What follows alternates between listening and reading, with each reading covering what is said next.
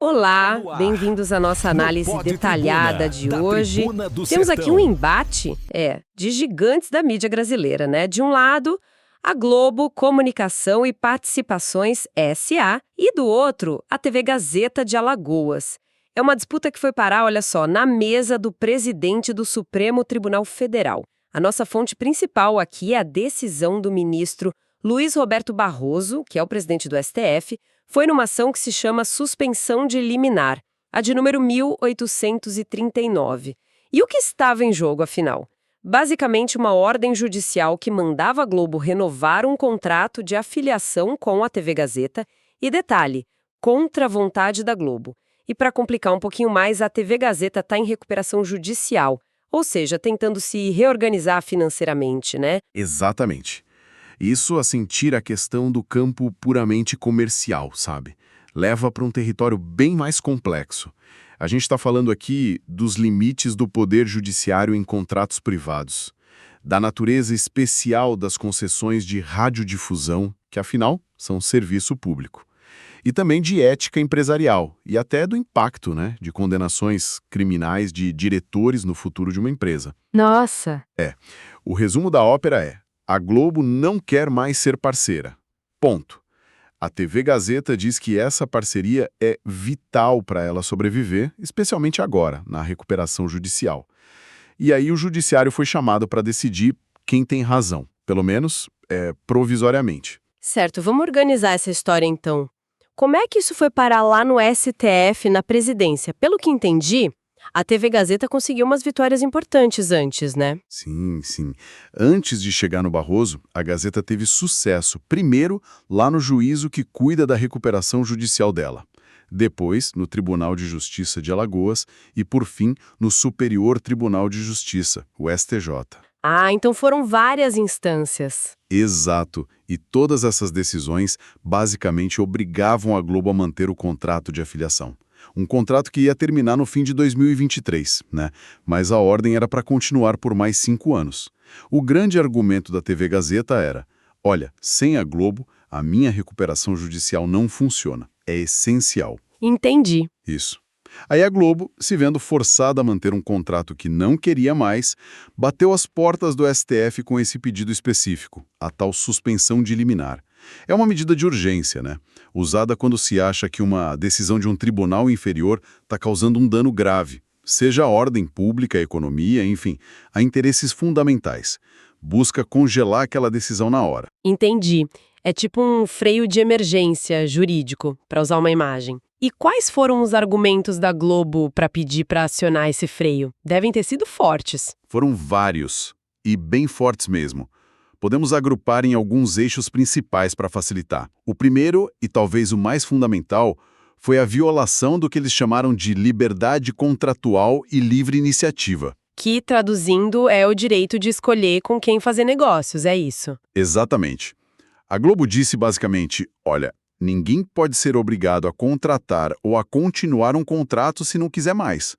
Ainda mais depois que o prazo acabou. Isso, segundo eles, está na base da nossa economia, garantido pela Constituição.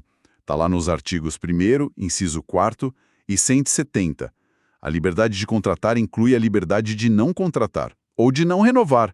Forçar essa renovação seria uma interferência indevida do Estado na atividade privada. Faz sentido, né? Olhando por esse ângulo. Qual foi o segundo ponto? Esse parece que tocou numa ferida bem exposta. Com certeza. Foi a questão ética e criminal, um ponto crucial. A Globo trouxe à tona condenação pelo próprio plenário do STF, não foi qualquer turma, foi o plenário, num processo chamado Ação Penal 1025. Condenou um sócio controlador da TV Gazeta, o ex-presidente Fernando Collor, por corrupção passiva e lavagem de dinheiro, e também o executivo da emissora, o Luiz Duarte Amorim, por lavagem de dinheiro. Puxa vida, uma condenação pelo próprio STF. Isso tem um peso gigantesco, imagino. E enorme. E a Globo argumentou, se baseando no que estava escrito na própria decisão do STF sobre essa condenação, que a estrutura da TV Gazeta teria sido usada, olha só, para receber dinheiro ilícito, vantagens indevidas. Manter a afiliação, segundo a Globo, seria o quê? Associar a marca dela a uma empresa envolvida em atividades criminosas. Isso arranharia a reputação da Globo e iria contra os próprios princípios éticos da empresa. Compliance, né? Nossa, quer dizer, a Globo não estava só falando de dinheiro ou contrato.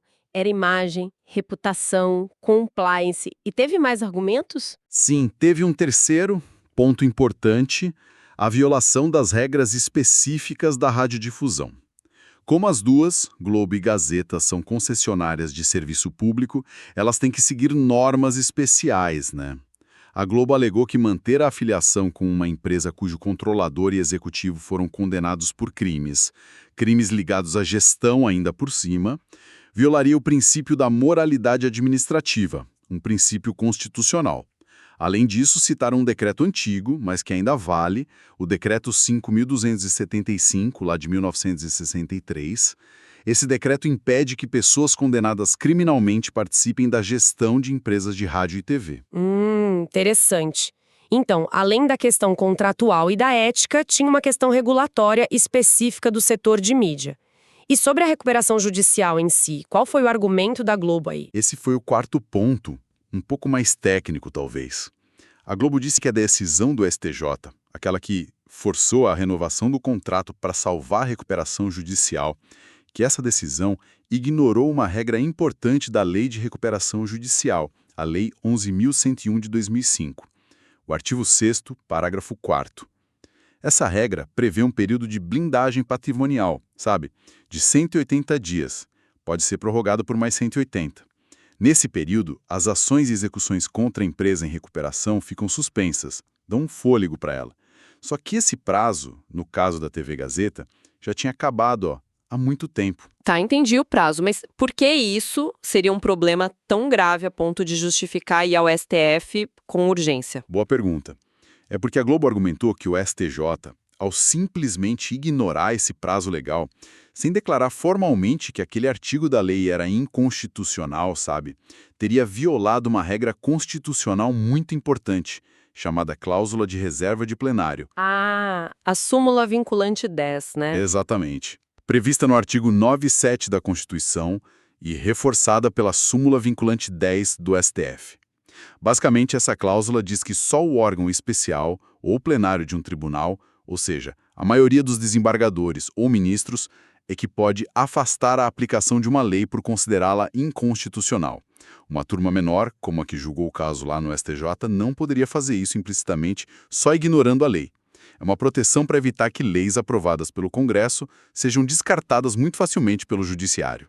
Entendi. É uma questão de respeito às regras do jogo do próprio judiciário, então.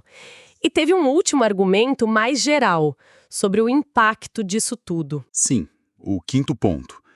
Foi um alerta para o que eles chamaram de risco sistêmico e insegurança jurídica. A Globo argumentou mais ou menos assim. Olha, se essa decisão for mantida, cria um precedente perigoso.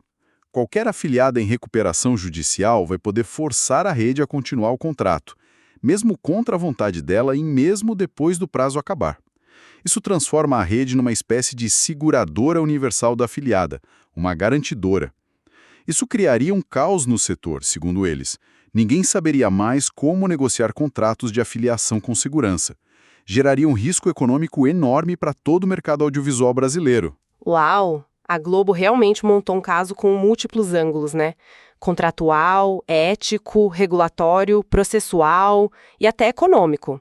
Mas como você disse, a TV Gazeta tinha conseguido vitórias antes. Então, eles deviam ter respostas fortes para tudo isso. Como é que eles se defenderam lá no STF? Sim, a TV Gazeta contra-atacou, claro. Ponto por ponto, tentando mostrar que a decisão do STJ estava correta e que esse pedido de suspensão da Globo era descabido. O primeiro argumento deles foi o da legítima expectativa. Que imagino que se baseia no tempo de relacionamento, na história das duas, certo? Exatamente. Eles disseram, peraí, temos uma parceria de quase 50 anos com a Globo. Eles nunca deram a entender que não queriam renovar, nunca sinalizaram nada.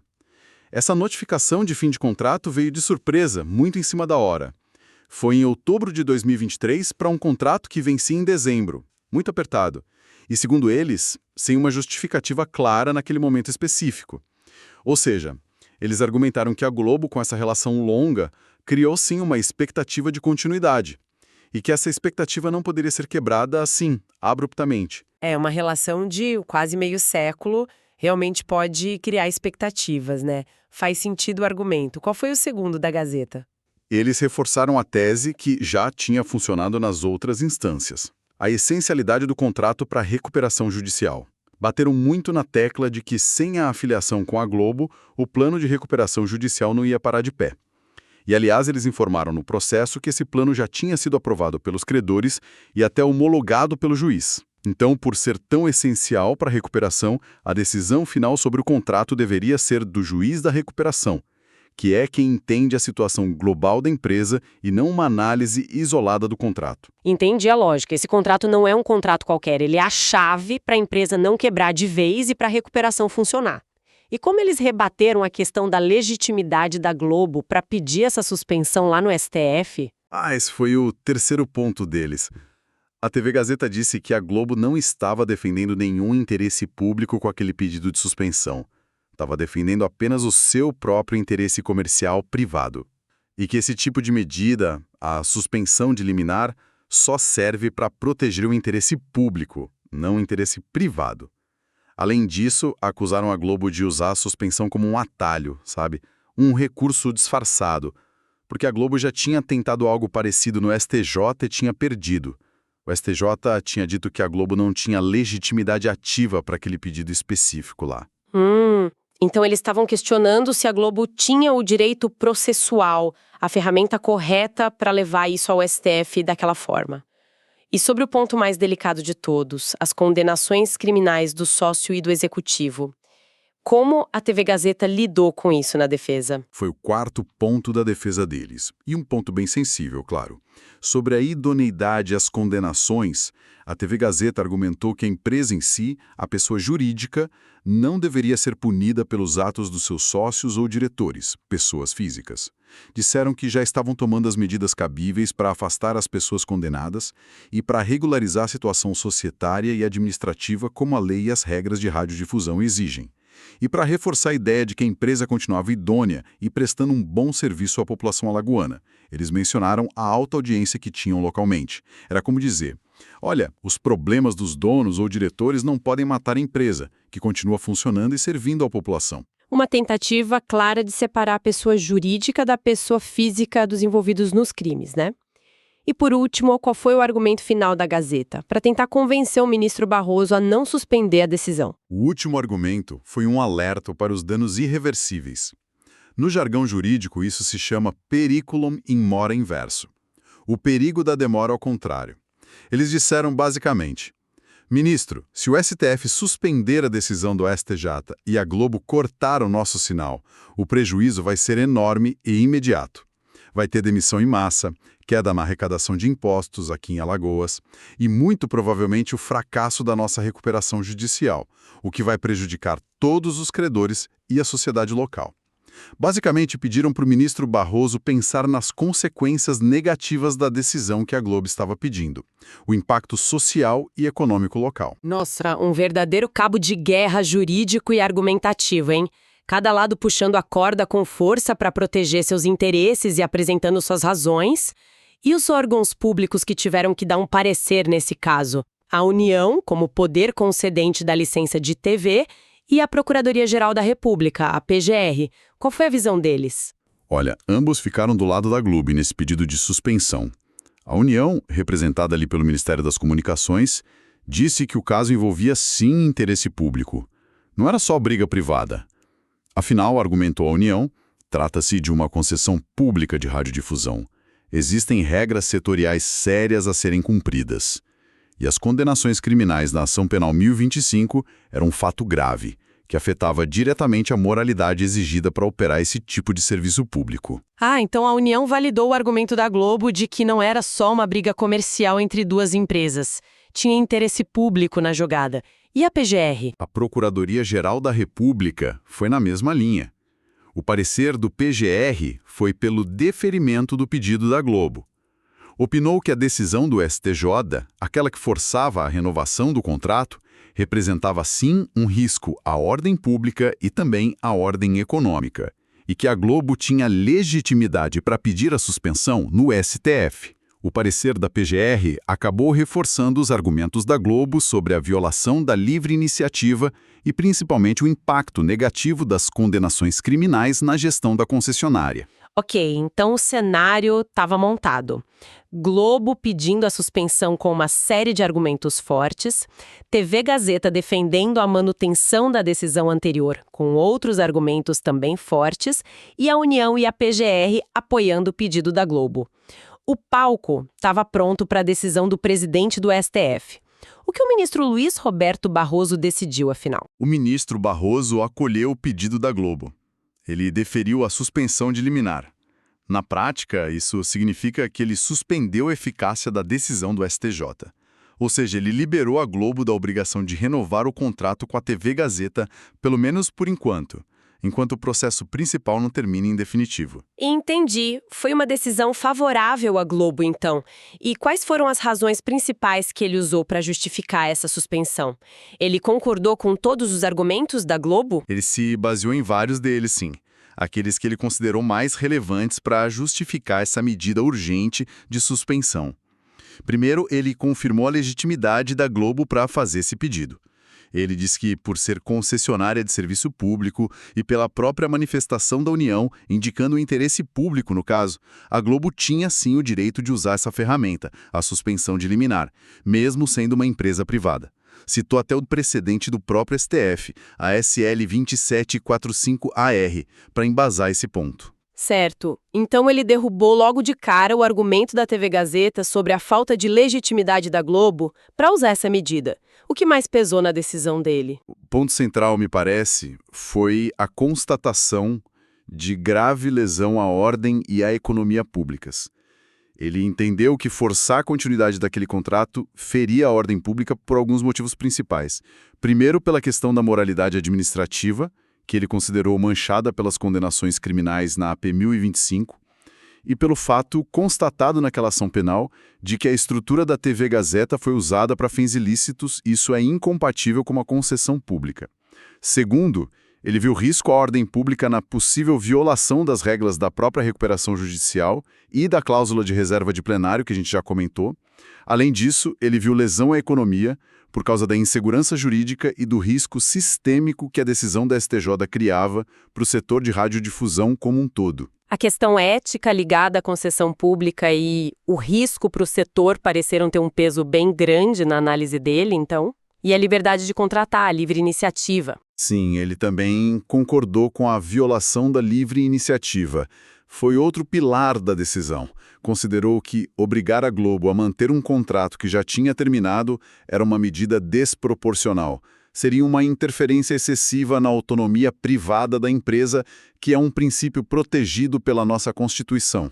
E sobre aqueles argumentos mais técnicos da Globo, como a questão da lei de recuperação e a reserva de plenário, a súmula 100? Ele considerou esses argumentos plausíveis. Veja bem, numa análise rápida, que é própria desse tipo de decisão liminar e urgente, ele não aprofunda tudo. Mas ele achou que fazia sentido, que era plausível a alegação da Globo de que a decisão do STJ poderia ter extrapolado os limites da lei de recuperação judicial e que talvez tivesse mesmo violado a súmula vinculante 10.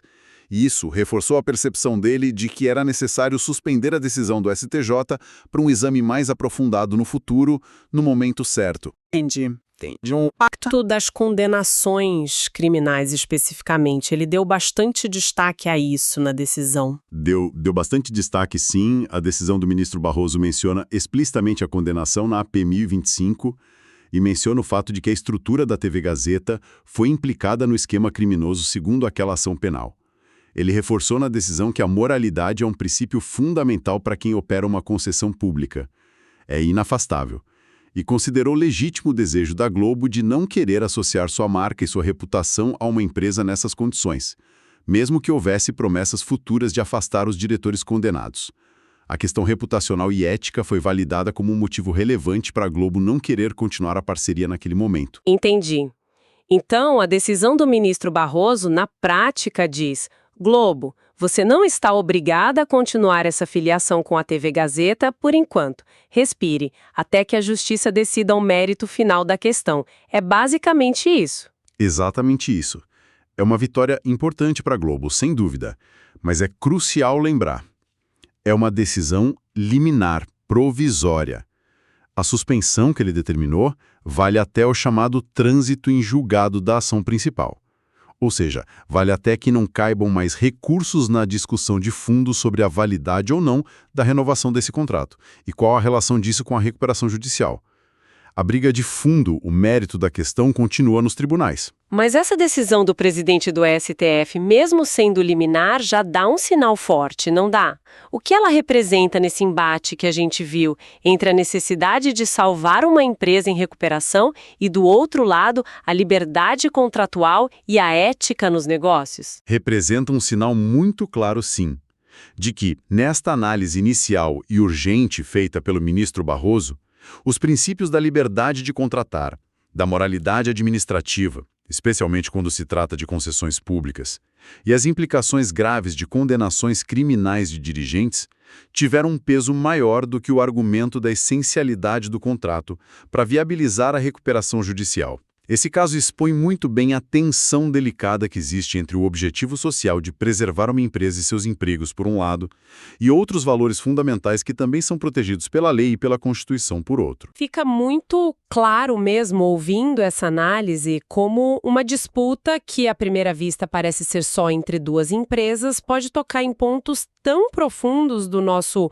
sistema jurídico, regulatório e até ético. Mostra que contratos privados, quando envolvem serviços públicos essenciais, como a TV aberta, ganham uma camada extra de complexidade e de interesse público, né? Sem dúvida nenhuma, e acho que fica uma reflexão importante para quem nos ouve. Qual é o limite para a intervenção do judiciário em contratos privados, mesmo que seja em nome da recuperação de uma empresa? Será que a recuperação judicial pode justificar a manutenção forçada de qualquer parceria contratual, especialmente quando essa parceria envolve uma concessão pública e quando a questão ética se torna tão proeminente por causa de condutas criminosas comprovadas na justiça? O desfecho final desse caso, lá no futuro, certamente será acompanhado de perto, porque ele pode sim influenciar e talvez até redefinir futuras relações entre redes de TV e suas afiliadas aqui no Brasil. É um caso para a gente ficar de olho. No Pod Tribuna você confere os comentários mais quentes do dia, com bastidores, análises afiadas e o que realmente importa na política, nas ruas e nos corredores do poder.